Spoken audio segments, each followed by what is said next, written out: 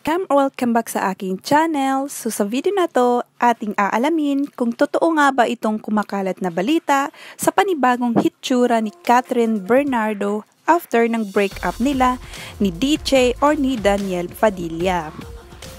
So kamakailan nga lamang ay nag-post ang bawat isa sa kanilang social media or ng Instagram na inamin sa publiko na sila ay hiwalay na nga.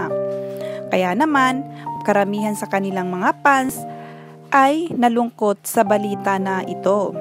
At siguro naman ay marami na rin sa inyo ang nakakita or nakabasa ng post na to ni na Kathryn Bernardo at ni Daniel Padilla sa kanilang Instagram.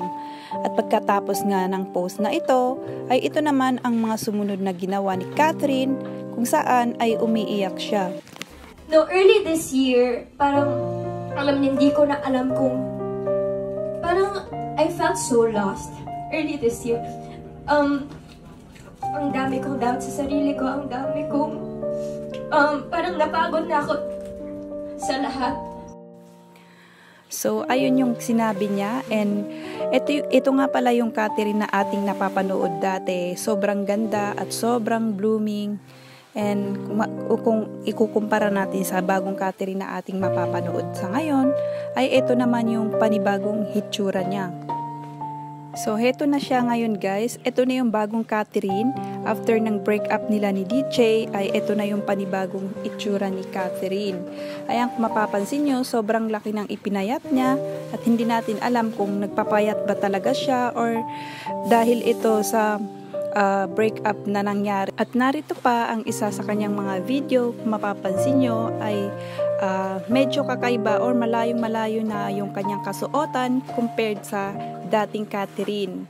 At kung mapapansin nyo, ang laki-laki talaga ng ipinayat niya dito. And parang nag-rebelde na rin siya after ng breakup nila ni Daniel Padilla. So, nakakalungkot lang guys, no, na ganito yung bagong Kathryn na ating matutunghayan after ng hiwalayan nangyari sa kanila ni Daniel Padilla. So, ayun, sana ay makarecover or bumalik yung dating Kathryn sa kanyang dating hitsura or dati nating kinasanayan na kanyang itsura. So, hanggang dito na lang guys. Sana ay nag-enjoy kayo sa video na to. Please, subscribe nyo ang aking channel para i-update ko kayo sa panibagong yugto ng Buhay Kathnel.